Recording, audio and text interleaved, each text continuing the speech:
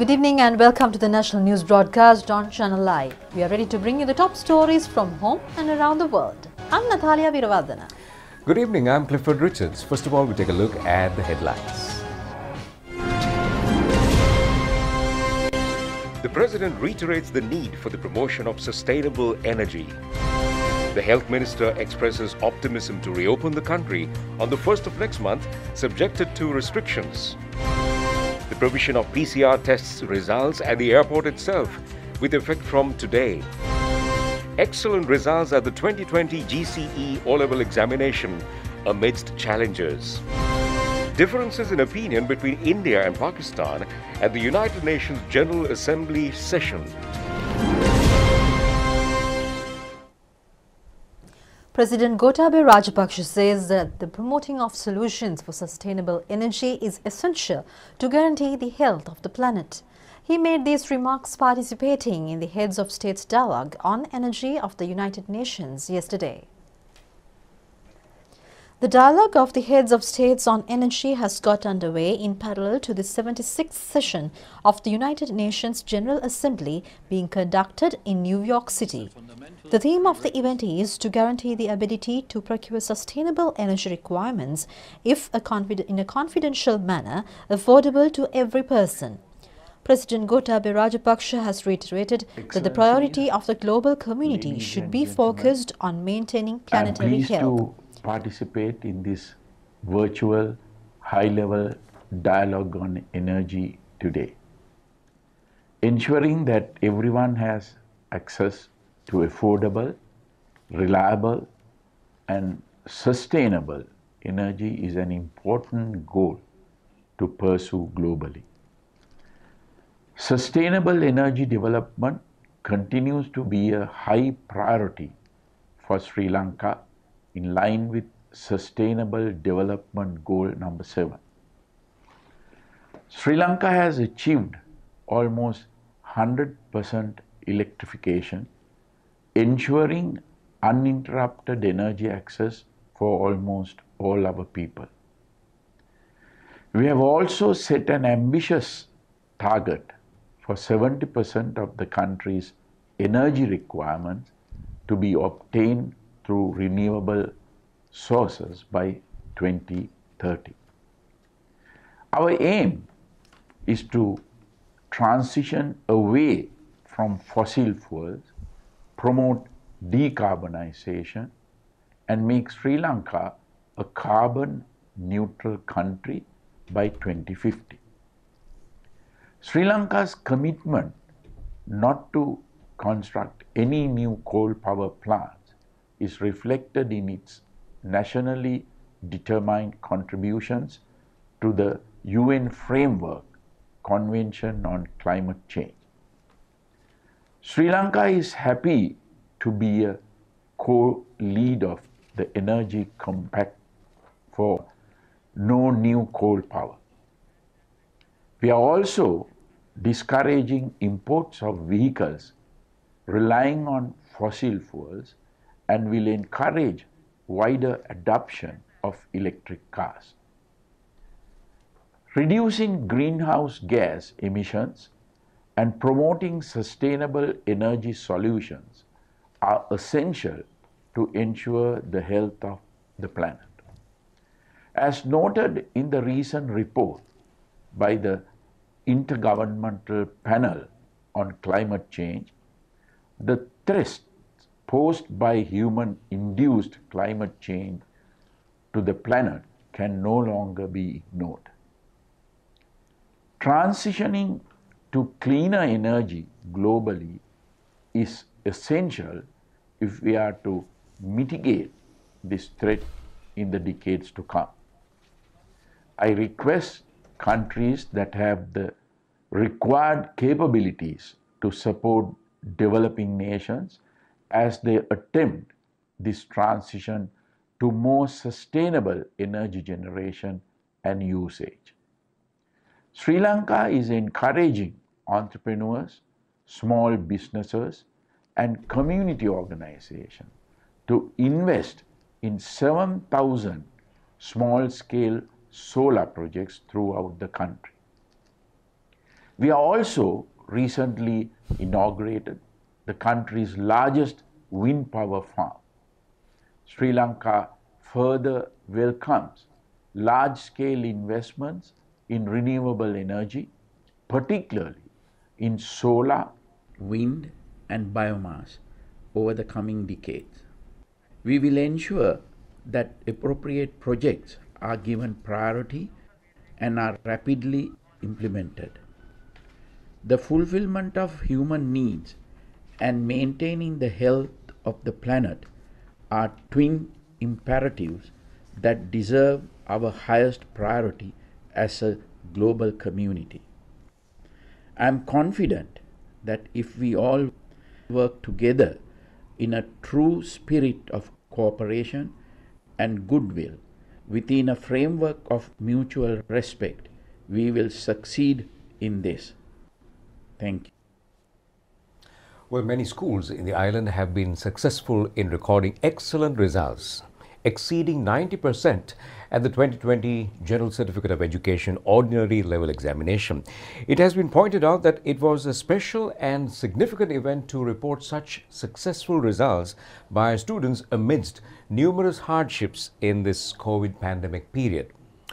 Well, every year, students who have completed academic studies in Year 11 appear for the GCU O-levels. However, the situation has changed completely since the beginning of last year with the eruption of the island-wide COVID-19 disease. The children were deprived of the opportunities even to arrive at their schools. As a result, they were compelled to engage in online studies. The O-level examination, scheduled to be conducted in December, had to be postponed till March of the following year due to the spread of the disease. Yet, the education authorities were able to conduct the examinations in 4,513 centers subjected to proper health guidelines. 622,352 candidates sat for the exam. The department has been able to issue results on the 23rd night. The achievement of the exam candidates to obtain exceptional results in the midst of the difficulties and challenges has been most commendable. According to the results, more than 75% of the candidates have qualified to sit for the O-levels. It has not been possible to declare the standings of those who have received the best results island-wide as a result of the inability to declare results of several aesthetic subjects. Devi Balika in Colombo and Mahinda Rajapaksa College, Mathura, have been successful in the recording of 100% qualifying results this year as well. Schools which have recorded over 95% of examination success were Mahinda Rajapaksa College, Homagama, Vishaka Vidyalaya Colombo, Nalanda College Colombo, Ananda College Colombo, Rajapaksa Vidyalaya Veeraketia and the Royal College Colombo. O-levels is a significant turning point in the life of a student. The recipients of successful examination results will be recorded in the history of the country as those who had confronted enormous challenges in the face of the pandemic. Therefore, it is justifiable to extend our best wishes to all exam candidates despite whatever setback in the examination results. An entrepreneur, motivational speaker, actor, author and athlete to name a few. But he has added another new accolade to the list, record breaker. Zion Clark attempted the fast 20 meters walking on hands on 15th February 2021 at his former high school gym in Massillon, Ohio, USA. Let's have a look at the story of the man with a great courage and will, Zion Clark, who overcame most difficult challenges in his life. From day one, Zion experienced challenges many will never have to. He was born with caudal regression syndrome, a rare condition characterized by abnormal development of the lower end of the spine. He said that it made his life harder from the get-go because he had to go through 2 different surgeries for his back, just so he could sit up straight. Zion was put up for adoption soon after birth and for 16 years moved through the foster care system, hoping to find a permanent family. During this journey, Zion experienced bullying, mental abuse and underfeeding in the homes he was placed in. Despite facing these significant challenges, he always remained hopeful. Within days of Zion legally aging out of the foster care system, he was adopted by a loving mother, Kimberly Hawkins, who had always dreamed of having a son. The two share an incredible bond, with Zion citing his adoption as the best thing that's ever happened to him.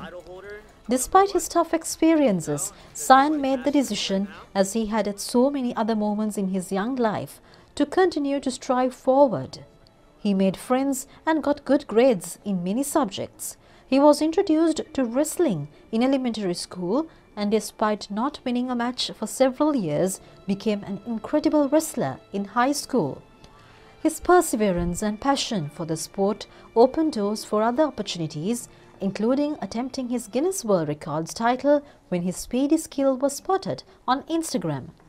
During his latest record attempt, Sayan took his place at the start line and exploded in a burst of speed, smashing the record in a time of 4.78 seconds. His track coach, Olympic gold medalist and Guinness World Records title holder Butch Reynolds, played an essential role in mentally preparing him for the attempt, along with close friends and family who supported him along the way. What better motivation can you ask for? Well, coming back home, the Alliance of Professional Tour Guide Lecturers request the government to open the country for tourism industry as soon as possible. They said that at a media briefing that a large group is relying on the tourism industry are today facing many economic problems. Well, the president of the Tour Guide Association, Sampath Pereira, said that the tourism sector, which was subjected to collapse due to the bomb attack, has fallen into an abyss with the eruption of the corona pandemic. Around 8 million persons engaged in the tourism sector facing an extremely unfortunate situation. He added that steps are underway to reopen the tourism sector as a remedy to the problem of increasing prices of consumer items in the country.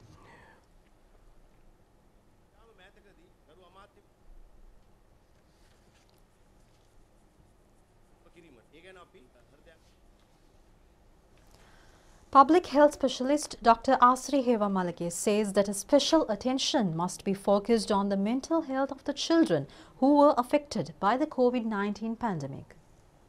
We know that for almost 2 years now the schools have been closed and children have been trapped inside their homes with their parents. So there are huge issues faced by the children. So the UNICEF has said that in worldwide, school children have lost 1.8 trillion in-person learning days due to this COVID-19 pandemic. And also at least 1 in 3 school children had no access to learning during this period because 1 in 3 they don't have digital facilities to engage in online learning. So if you take 3 children, 2 can somehow learn through the online activities, but 1 among them has no access to any kind of learning. And also the World Bank estimates there's a loss of $10 trillion in earning over time for the entire generation of students. So in future they estimate this generation of students will have a reduced capacity of earning in future. So all these impacts, actually I think the children in Sri Lanka will also have to face one day, but we have to sort of act now and take proactive measures to minimize the impact of these negative effects of COVID-19 pandemic. So even though we don't have research conducted in our country, there are systematic reviews conducted about the psychosocial impact of COVID-19 on children, and one of those systematic reviews, they say that after studying 102 relevant papers, that there is a significant increase in emotional distress, anxiety, and some sort of depressive symptoms among children and adolescents during this period. So they say that in families where they have lost their income, the impact is very significantly high on children. And also when there is an association with the loss of a family member or a parent, this impact is more. So I think we can all understand how this affects the children. And some of the impacts of these psychosocial issues are not directly manifest. I mean, children don't say. So they will show some behavioral changes due to the stress they are experiencing. So different kind of behaviors, like they might become aggressive, or they might become sort of withdrawn from their usual activities and show lack of interest, and they might have sleep disturbances. And also maybe like they might show like new kind of fears, like they don't like to stay alone, they might be sort of clinging to their parents and sort of showing a dependent behavior, or also they might come up with some sort of somatoform issues like abdominal pain, headache, which doesn't have any medical cause. So those kind of behavioral changes might indicate that children are under some sort of a psychological stress. But if you see this kind of like continuing behavioral changes or continuing distress, it's important that we seek professional advice, professional help. So in Sri Lanka, we have this 1926 telephone number operated by the National Institute of Mental Health, where you can give a call and discuss your issue and they will provide support. And also a public health network through the public health midwife and the MOH, you can get any support and reach professional assistance for the psychosocial issues of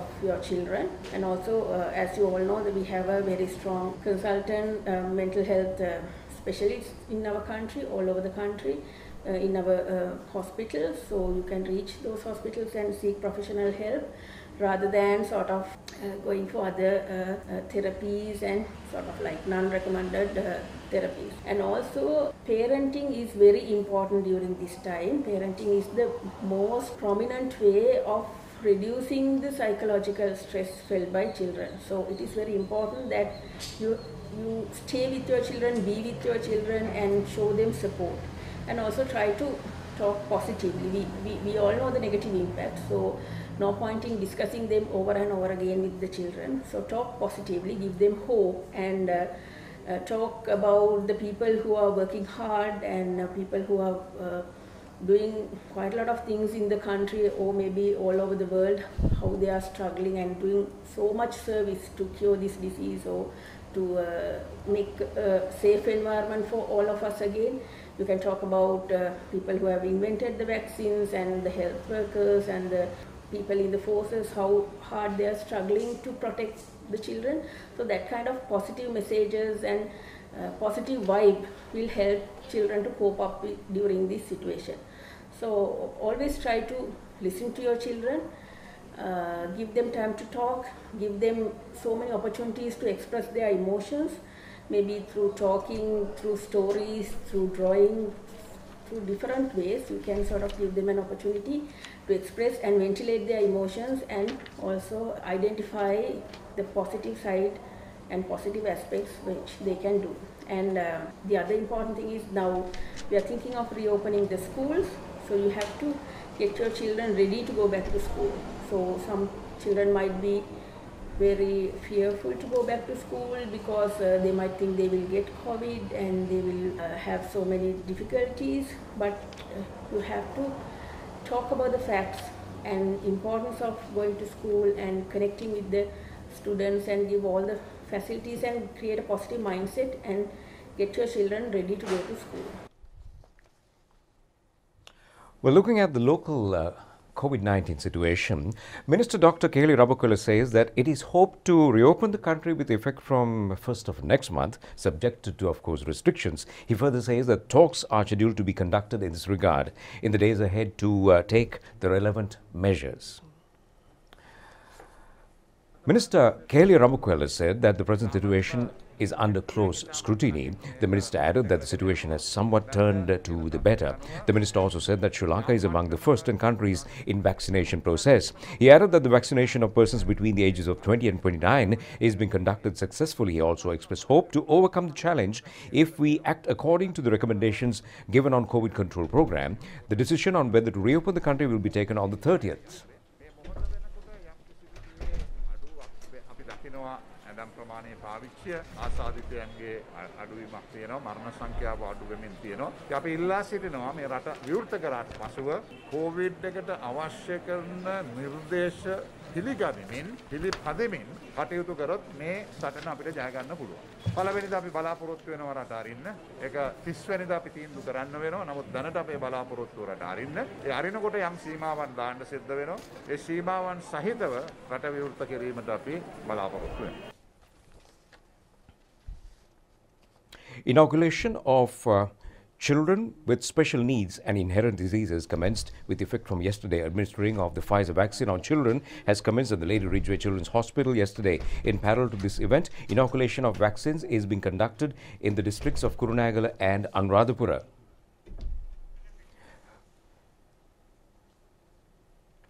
Provision of vaccines to children with inherent diseases and complications took place at the Kurunagala District Hospital, Nikavaritiya Hospital, Kuliyapitiya, and also Damadeniya Base Hospital and Galgamu Base Hospital today as well. The total number of vaccines provided under COVID immunization is 25,813,491. The first dose has been delivered on 1,432,376. The number of patients who have received both doses is 11,511,115. Inoculation of youth between the ages of 20 and 29 years, centering on several districts, is being carried out continuously. Provision of vaccines to those also taking place in these days for persons between 20 and 29 in the Jaffna district as well. Vaccination of persons above the ages of 20 have been registered for foreign employment in such overseas employment and educational activities has taken place at the Army Hospital premises at Narayanpeta today. The Sri Lanka Army is in charge of this program. Vaccination of persons above the age of 60 and persons with special needs is continuously taking place in Kurunagala, as well as inoculation of patients taking place at their residences as well. 782 COVID-19 patients have been detected in the island today. 45,856 patients are receiving treatment. 997 have been fully cured. According to total number of patients completely recovered from the disease stands at 53,689.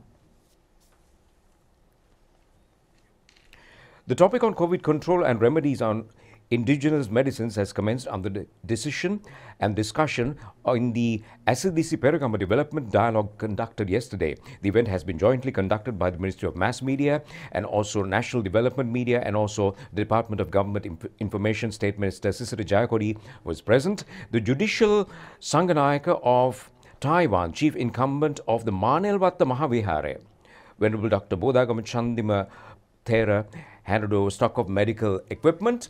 And in more related stories, Minister Dr. Kelly Ramukwela has arrived at the Navalapitiya District Hospital today to look into the future development activities of the hospital. Well, the minister has presided over the event held at the Ministry of Health, and also the telephone number 0716-222255 is available in this connection.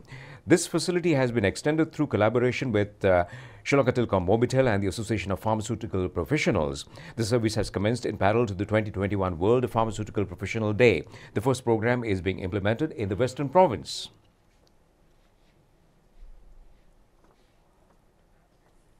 A musical evening titled Obat Perata N Asiri Hadawat was conducted on behalf of the mental happiness of patients undergoing treatment at the COVID Intermediate Treatment Centre in Varallavatta, Gampaha.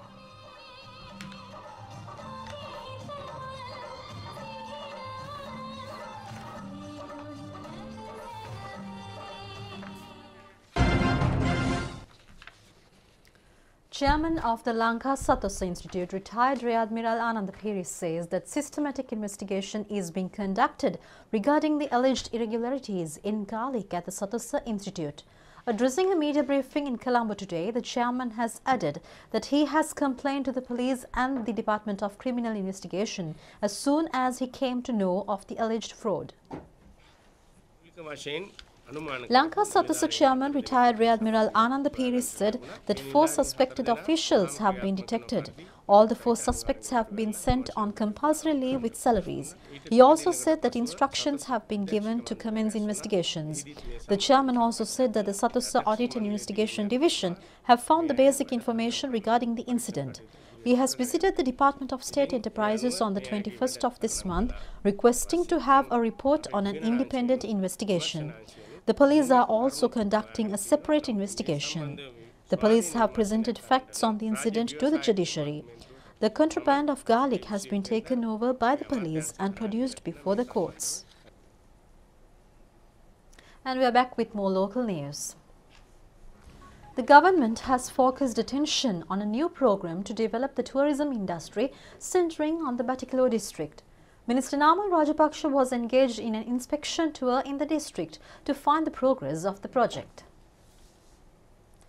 The work pertaining to enhance infrastructure facilities in highways, state institutions and hospitals in the district is being carried out in parallel to the implementation of the project. More than 400 kilometers of roads are to be developed with carpeting. Reconstruction of several reservoirs are also scheduled to be conducted under the Vari Saubhagya program. A sum of 50 million rupees has been set aside for the development of playgrounds in the district. Minister Namal Rajapaksa says that attention has also been focused to popularize beach volleyball with the objective of attracting tourists. The minister has watched progress of development of the playgrounds of Vandaramulla, Dayam, Ravur and Battan. He has also inspected the construction of building complexes at the health faculties of the Eastern University in Batticaloa. The minister has also looked into the facilities at the Batticaloa Teaching Hospital. State Ministers Thenuka Vidanagamage, S. Yalendran and Parliamentarian Nazir Ahmed were also present on the occasion.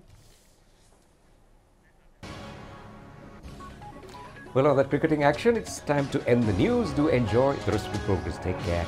Good night and stay safe.